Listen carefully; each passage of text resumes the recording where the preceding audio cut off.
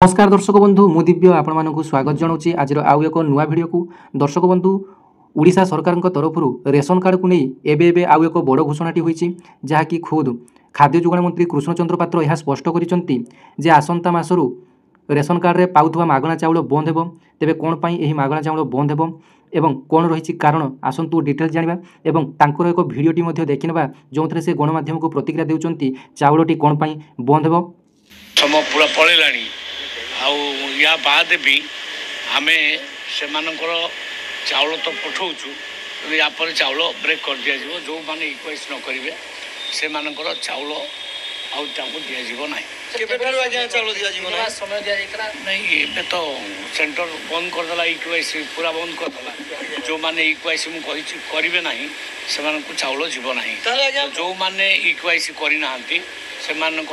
चाउल जीव ना समय सरी जा सब सरी जा समय सब पूरा अलरेडी आउे केन्द्र जदि बढ़ेब आम बढ़ेबू केन्द्र जब न बढ़ेब आम बढ़ेबू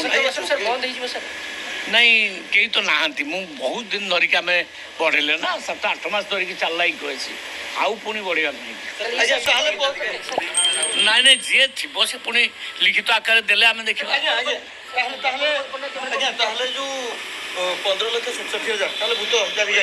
ये समय कह आम आग तो बंद करूँ ता भर जदि किए आसब पुणी लिखित आकार दब पुणी कथा लिखित आकार जो एप्लिकेशन ग्रहण करने डेडलाइन केते रहइबो ना नहीं एमती किसी डेडलाइन नहीं डेडलाइन पूरा सरी जाइछि तापर भी जदि किए दुखी रंगी रही गला से जदि हमको लिखित आकार जणेबो ता कथा स्पेशल बुझा जाई पारे। तेज दर्शक बंधु आपण मैंने सीधा सड़क खाद्य जोगाण मंत्री कृष्णचंद्र पात्र प्रतिक्रिया शुणुले तेज एबे भी राज्य में 15 ରୁ 20 लक्ष रेशन कार्ड हिताधिकारी रही जो मैंने कि रेशन कार्ड रे ई-केवाईसी बर्तमान सुधा करना एवं रेशन कार्ड रे बाधक साजिची आधार कार्ड तेज आधार कार्ड रे बायोमेट्रिक अपडेट करने बर्तमान विभिन्न बैंक एवं पोस्ट ऑफिस रे मध्य भीड़ जमा रही तेबे सेमानकर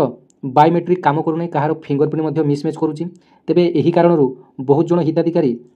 आधार कार्ड टी अपडेट कर पारना जहाँफल से रेशन कार्ड रे ई-केवाईसी कर पारना जहाँफल बर्तमान राज्य में 15 ରୁ 20 लक्ष हिताधिकारी आपण मैंने भाभी पारु नथिबे जे एते संख्यक हिताधिकारी आहुरी बाकी रही तेबे देखंतु राज्य में प्रायतः 5.5 कोटी ऊर्ध्व ओडिया लोक रही तेबे राज्य में बर्तमान 3.5 कोटी अधिक लोक यही रेशन कार्ड रे मागणा चाउल पाउचंती तेबे सरकार बर्तमान अपडेट अनुसार 15 ରୁ 20 लक्ष हिताधिकारी आहुरी बाकी रही ई-केवाईसी करने तेबे ई-केवाईसी न कले आसंता मासरू चाउल संपूर्ण बंद हो जहाँकि केंद्र सरकार संपूर्ण भाव में ई-केवाईसी टी बंद कर दी जहाँफल ओडिशा सरकार ई-केवाईसी बंद करने बाध्य होती पूर्व 6-7 मास विभिन्न समय यही ई-केवाईसी अवधिटी को वृद्धि करते बहुत हिताधिकारी एवं ई-केवाईसी करना तेबे सेमानकर आसंता मासरू चाउलटी निश्चिंत भाव में कटिबो तेबे आसंतु संपूर्ण खबरटी कौन रही जानिनेबा संपूर्ण खबर कागजटी को पढ़ी नेबा तेबे देखंतु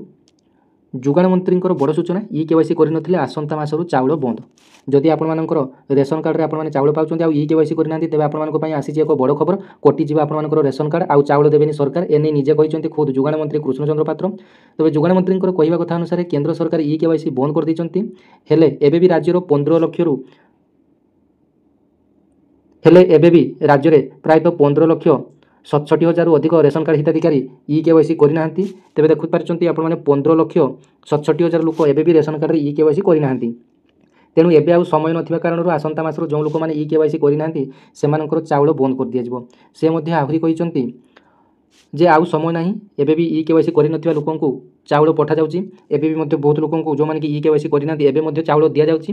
किंतु गत मास ठारू आउ चाउल दिया जिवो नाही से सबु को बंद कर दिया जिवो जो माने ई-केवाईसी करिवो नाही सेमानक आउ चाउल दिया जिवो नाही केंद्र सरकार समय बढ़ाइले आमे मध्य बढ़ाइबु जदि किए बाद रही जाइथिवो सेमाने लिखित भाव में देले तांको कथा को विचार करा जिवो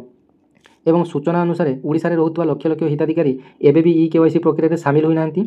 तेबे ई-केवाईसी न करिया पछरे अनेक कारण रही अनेक अयोग्य हिताधिकारी धरा पड़िया भय ई-केवाईसी करूना एवं उपांत अंचल में नेटवर्क समस्या जो बहु हिताधिकारी ई-केवाईसी अपडेट करना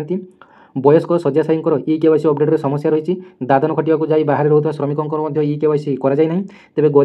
गरीबों चाउल बहु बड़ बड़िया भाग बसाउता अभियोग हो आसूला आ बीजेपी सरकार आसिया पर अयोग्य हिताधिकारी को बाद देवा आरंभ होता धरपकड़ तेबे यहाँ आपंप संपूर्ण अपडेट जे आप ଆପଣମାନଙ୍କ ପାଇଁ ଶେଷ ସୁଯୋଗ ରହିଛି। ତେବେ ଏଇ ମାସ ଶେଷ ସୁଦ୍ଧା EKYCଟିକୁ କମ୍ପ୍ଲିଟ୍ କରିଦିଅନ୍ତୁ, ନଚେତ୍ ଓଡ଼ିଶାରେ ପ୍ରାୟତଃ 15ରୁ 16 ଲକ୍ଷ ହିତାଧିକାରୀ ଏହି ରେସନ କାର୍ଡ଼ରୁ ବାଦ୍ ପଡ଼ିବେ। ତେବେ ଏଇଟା ଥିଲା ଆପଣମାନଙ୍କ ପାଇଁ ନିଶ୍ଚିନ୍ତ ଗୋଟିଏ ଗୁରୁତ୍ୱପୂର୍ଣ୍ଣ ଖବର।